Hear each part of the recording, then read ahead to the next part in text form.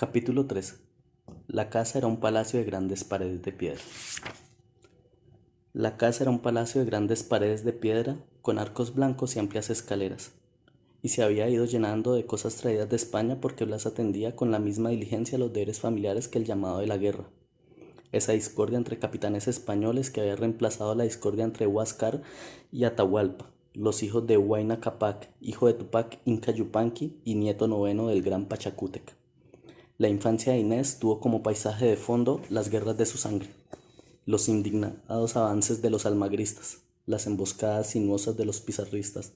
el reagrupamiento de los incas de la montaña bajo las alas del cóndor de Manco Inca Yupanqui, el asedio del Cusco por una muchedumbre de incas armados de cantos y oraciones, pero también de flechas con espuelas de fuego, el remoto fragor de las incursiones de Valdivia hacia el sur, el aullido de dolor de los pueblos indios bajo el galope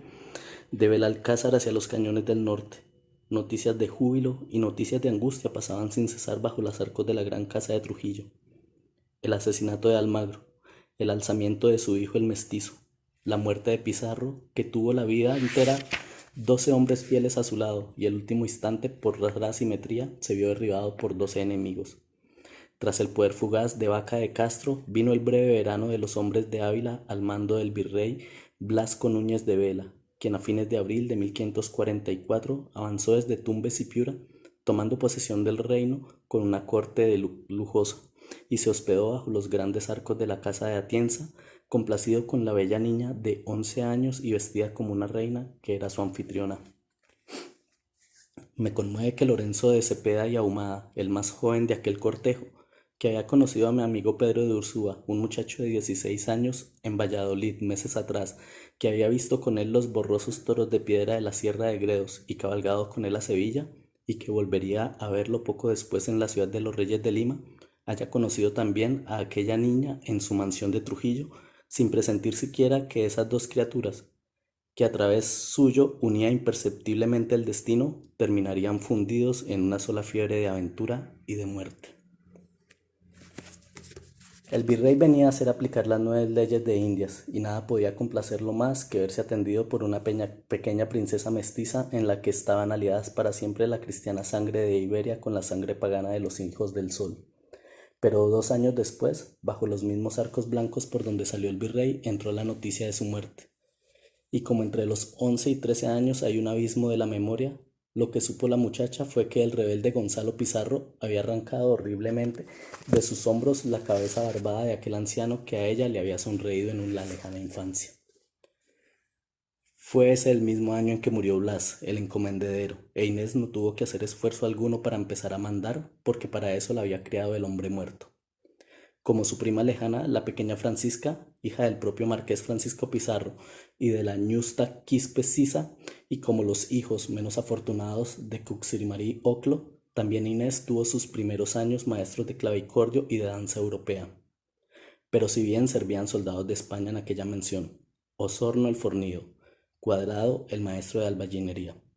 Verdejo el herrero y Verdugo el comerciante, hombres fieles al viejo señor que sirvieron con fidelidad también a su hija. Se decía que en ciertos cuartos había mujeres indias tejiendo grandes mantas para Inés, viejas que eran sus consejeras, que la arrullaban en las noches, que la peinaban con peines de plata, que se sometían a sus caprichos, y hasta hubo quien afirmó que viejas ceremonias paganas se celebraban en aquellas habitaciones al amparo del oro y de las sombras. Pero es que la envidia también empezaba a crecer en la casona de los Atienza, grande, con altos balcones enrejados y patios de piedra, a la que entraban en tiempos de Blas los grandes señores del reino, y en los primeros tiempos de su hija solo amigos de infancia y viejos compañeros de su padre. Ella creció sin rienda, y además la fortuna la hizo libre, de modo que las mujeres de los otros encomendederos no solían frecuentarla. En vida de su padre la desdeñaron como a una pequeña expósita que hubiera sido recogida por caridad. Cuando se quedó huérfana, no la compadecieron, sino que señaron con que desapareciera entre la masa oscura de los derrotados. Pero cuando advirtieron que legalmente había heredado tierras y encomiendas, casas grandes y minas, indios y muebles y vajillas, la vigilaron por su extrañeza, la envidiaron por su belleza, la temieron por su poder y por su vida fronteriza entre el lejano mundo español y los túmulos de la cordillera. De modo que en el centro de Trujillo creció entre las rosas recién traídas a esa inquietante flor de cardos, ardiente y peligrosa que pocos veían, pero en la que todos pensaban y que para muchos era una viva tentación. Inés no pareció darse cuenta de la bruma de rumores que crecían con ella. Tuvo algunos romances que no fueron clandestinos ni célebres, pero ningún hombre pudo envanecerse de haber alcanzado el rosal de aquella muchacha secreta. Y cuando la joven cumplió 18 años, la ciudad de Trujillo despertó a la sorpresa de que Inés de Atienza se había comprometido en matrimonio con un encomendero rico y joven, uno de los recién llegados a las Indias, Pedro de Arcos. Toda la nueva sociedad de Trujillo asistió a la boda y después a la fiesta en la propia casa de Inés. Allí las mujeres de los encomendederos, incluida la empinada mujer de Estete, Florencia Eulalia Josefina de Mora y Escobar Alvarado, seguida por sus 7 doncellas, aprovecharon para husmear y ver cuánta verdad podía haber en los rumores del mundo desordenado y oscuro de la hija de Atienza. Pero todo en aquella casa estaba a la vista y todo era especialmente rico y brillante. Muebles y jarrones, grandes baúles de madera y de cuero, abundantes despensas, cortinas, armarios llenos de trajes y las cocinas espaciosas y más allá las habitaciones, los criados y cuadras de caballos y corrales de ovejas. Nada parecía confirmar una excesiva pertenencia de Inés al mundo de los indios, y muchas damas incluso sintieron que la casa de Inés estaba mejor dotada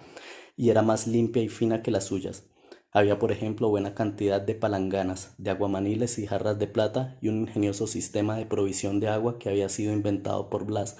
por los tiempos en que construyó el acueducto de la ciudad. Lo más indio que había en Inés era su pasión por los baños con hierbas perfumadas, el cuidado amoroso con que sus damas de compañía la bañaban largamente en cámaras con aguas humeantes y la secaban y la perfumaban junto al patio de piedra bajo el sol cegador de los litorales, y el cuidado con que la vestían, que hacían que Inés pareciera menos la hija de un encomendero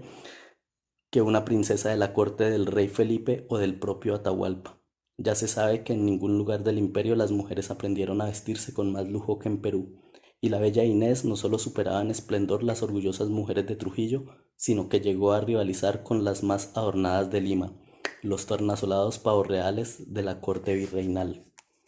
La boda sirvió para que Inés entrara a formar parte aceptada de la sociedad de Trujillo, y la fiesta casi sirvió para que muchos rumores se disiparan, pero como la mayor parte de ellos no nacía de evidencias sino de pasiones, de recelos y envidias pertinaces, pronto afloraron de nuevo. Pedro de Arcos amaba apasionadamente a su mestiza y la exhibía con orgullo, de modo que todo empezó a ser atribuido a alguna suerte de embrujo indio, un bebedizo o sortilegio de aquellos a los que los indios son aficionados.